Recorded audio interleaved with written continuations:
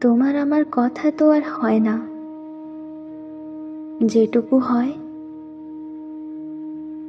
সেটুকুই নীরবতা। তোমার কঠোর দুটো চোখ দেখলে মাঝে মধ্যেই জিজ্ঞেস করতে ইচ্ছে করে, আচ্ছা তোমার কি সত্যিই আমাকে পছন্দ না? এই যে রাত বিরেতে খালি পেটে থালার ধারে জেগে বসে তোমার অপেক্ষা করি, স্নায়ুকোষের পাঁজরে গিয়ে তোমার ব্যথা হয়ে ওঠে না?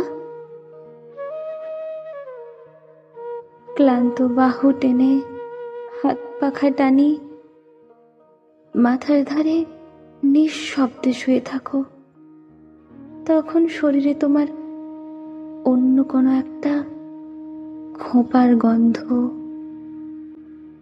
সবটুকু বিষ আমি পান করি। এত সেবা যত্নের পরেও তুমি প্রত্যেকটা সকালে স্তব্ধ। কোনো দিনও আমার রান্না করা খাবারের প্রশংসা করো না, অথচ থালা চেটে পুটে পরিষ্কার করে রেখে যাও, যেন আমার উপরেই কোনো উপকার করলে। সব চেষ্টাই ব্যর্থ।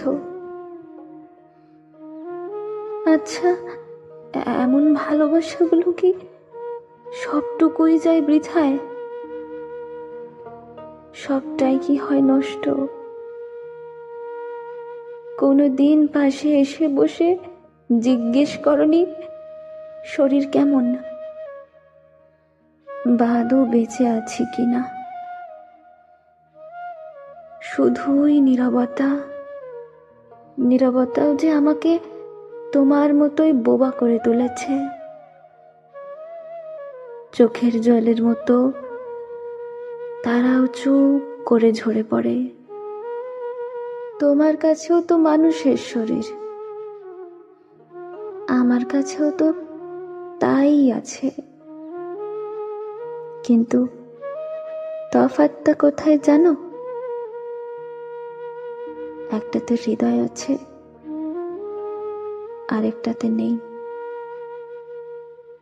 আছে শুধুই নীরবতা, আর আমারটা একটা হাহাকারের গল্প।